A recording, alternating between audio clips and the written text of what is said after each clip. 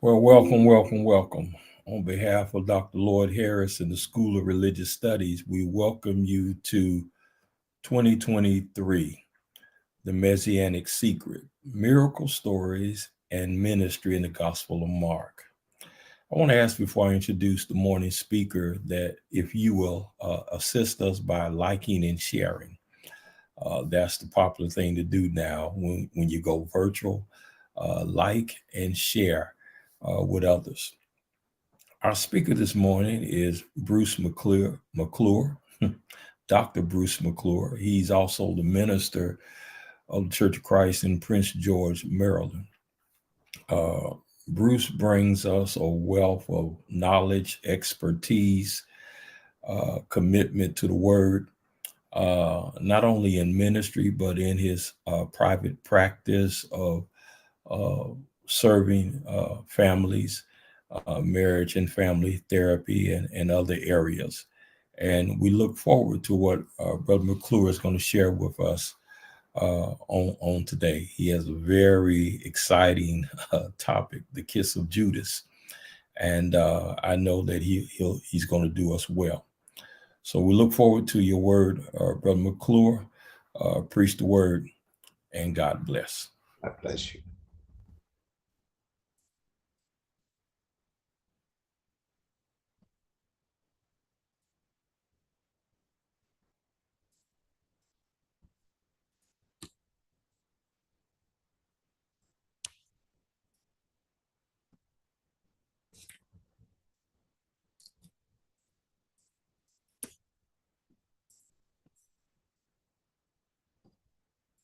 Good morning, and thank you so much, Dr. Caruso, for the invitation, and also the School of Religious Studies for inviting me to be a participant in this grand event. The topic that has been assigned to me is the Judas kiss, and it comes from the text of Mark chapter 14, verses 43 through 45. The kiss of betrayal. Let's look at the text. And immediately, while he was still speaking, Judas, one of the 12, with a great multitude, with swords and clubs, came from the chief priests and the scribes and the elders. Now his betrayer had given them a signal saying, "Whomever I kiss, he is the one. Seize him and lead him away safely. As soon as he was come, immediately he went up to him and said to him, Rabbi, Rabbi, and he kissed him. The text of Mark chapter 14, verses 43 through 50. The question that we must raise is, so what is a kiss? A kiss in the Old English simply means to touch with the lips. In Latin, it means little mouth. We also need to understand some of the history of a kiss. From Psychology Today, in a February 2014 publication, Neil Burden, a medical doctor, made the following observation. Kissing is not universal. It's not innate and it's not intuitive. Some cultures practice what is called kiss feeding, but not social kissing. Kiss feeding is where the parent would actually blend the food of the baby and then feed the baby. In the 5th century BC, Horatius mentions how Persians greeted men of equal rank with a mouth kiss and those of lesser rank with a cheek kiss. Jacob steals Esau's blessing by kissing his blind father Esau. You know the story well. Roman kisses were connected to political, legal, social, and sexual purposes, and the status of the Roman citizen determined the part of the body that the citizen might kiss, the emperor ranging from his cheeks to his feet.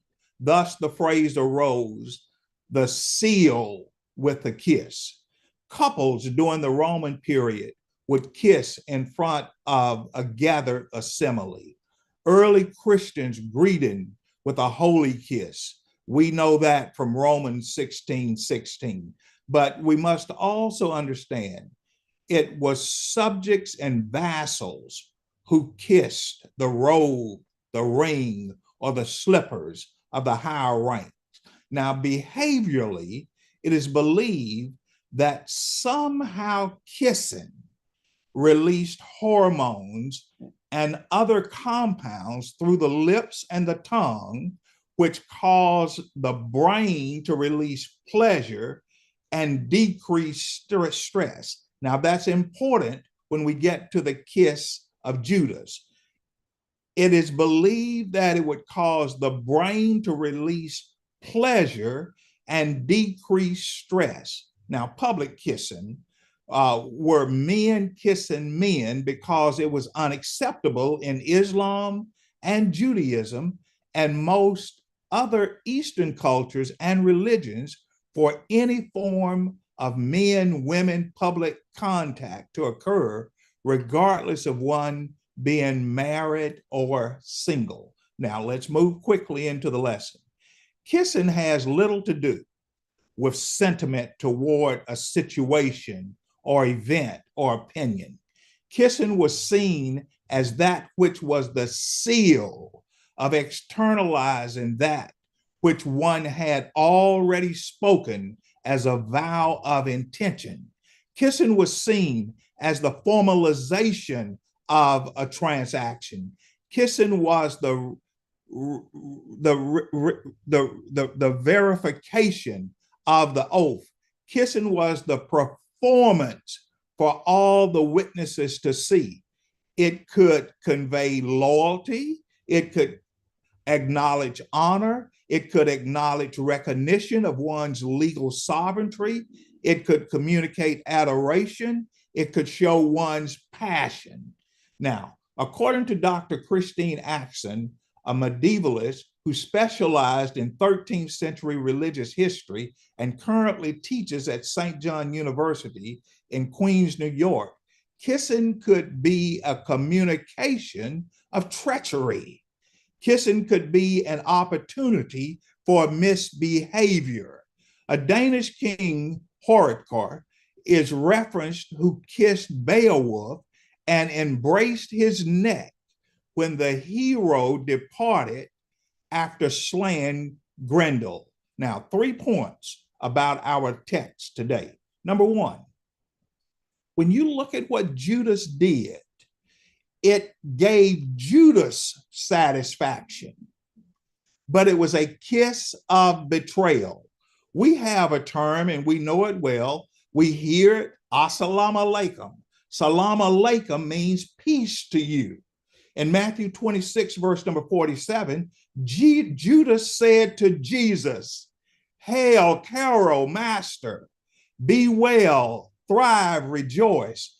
In essence, Judas was approaching Jesus and he was saying, "Assalamu alaikum, peace be to you."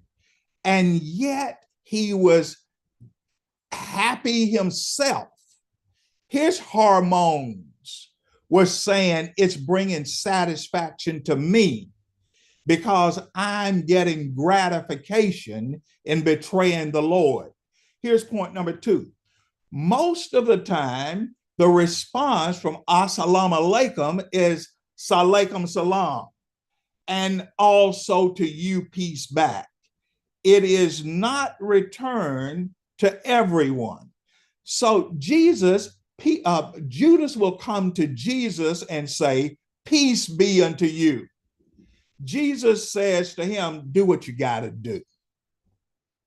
When we look at the kiss of Judas, the kiss of betrayal, Jesus understood that this is giving you personal satisfaction, Judas, but it's not going to get you any points with heaven. It's not going to get you any points with God. Yes, peace be unto you. It raises your hormone level.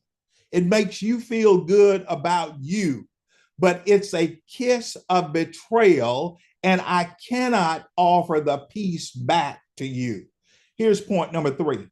Some kisses might be desired, but they are not spiritually fulfilling. That's very important for us to understand.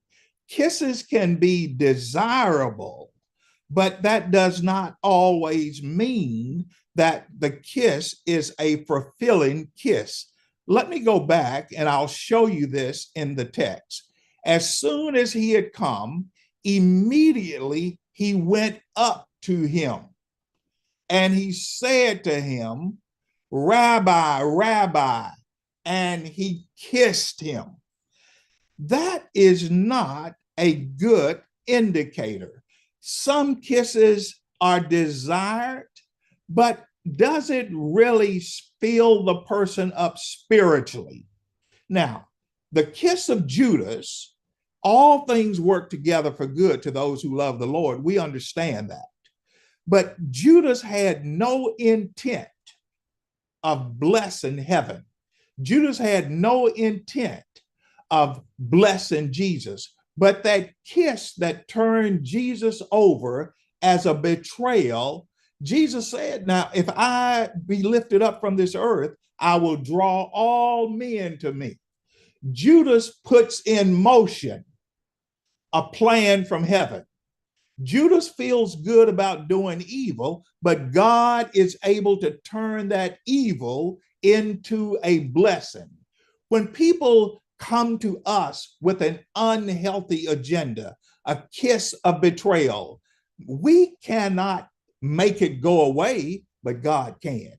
Let me encourage you today, no matter how people come at you, whether they're coming with a good motive or a Judas motive, some things just happen, but we have to turn all things over to the Lord. When we cast all of our burdens to the Lord, only the Lord can fix some of those challenges. Are there people in your life that's like Judas? They come to you and they come supposedly with assalamu alaikum, but you cannot respond to them with alaikum salam and also to you. But God can intervene, and God does intervene, and God can turn the evil intents of people into a blessing for the entire world, a blessing for the church, and a personal blessing for the individual. Let me encourage you today to look at what Judas did to the Lord and look at what people do to you. If the Lord was able to endure a kiss of betrayal, then we are to be like the Lord, and we can, through the Lord, endure whatever obstacles people lay for us, whatever traps people lay for us. We can do all things through Christ who strengthens us. If he can take a kiss of betrayal, then we should be able to take a kiss of betrayal. God bless you, and I hope this lesson has been an encouragement to each of you.